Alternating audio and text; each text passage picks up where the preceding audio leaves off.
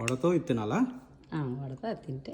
అమ్మా ప్రాసెస్ ఏంటమ్మా? ఫ్రెష్ పెరుగు 3/4 లీటరు మిక్సీ గిన్నెలో వేసుకొని అందులో కొంచెం సాల్ట్ వేసి గ్రైండ్ చేసుకోవాలి. నీళ్ళు వేసుకోవాలా? అది గ్రైండ్ చేసాక వాటర్ వేసుకుంటాం. మనకి గారికి సరిపడా ఇది చూసుకొని వాటర్ ఇప్పుడు తాలింపు వేసుకోవాలి.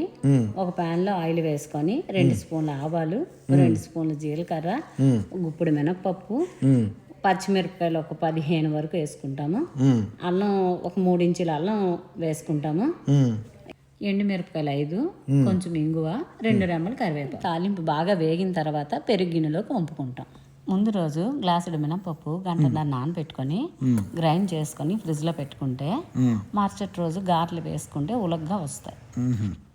ఒక జిప్లా కవర్ తీసుకొని దాని మీద తడి చేసుకొని గారు ఒత్తుకొని చిల్లు పెట్టేసి గారు వేసుకోవాలి. ఇలా చేస్తే ఈజీగా వస్తుందా? ఈజీ వస్తుంది. ఇప్పుడు ఈ వేడిగా తీసిన గారెల్ని మజ్జిగలో వేసుకుంటే ఆ వేడి మీద మజ్జిగని బాగా పీల్చి బాగా వస్తాయి.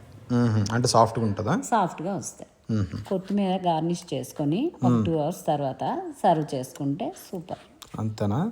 తిని చెప్తా అయితే మరి. చందు టేస్ట్ చేసి చెప్పి ఎలా ఉందో. నేను చేసి అలా నానబెట్టావు కదా, చాలా బాగా వచ్చింది. చందు ప్లేట్ ఇటు తీసుకురా. వస్తున్నామా? ఏంటిది? బఠానీ కూర మంచి కారం కారంగా, పెరుగు కూడా పుల్ల పుల్లగా దిరిపిందమ్మా. ఇప్పుడు మన డైలాగ్ ఏంటి? నోట్లో బ్లాస్టే.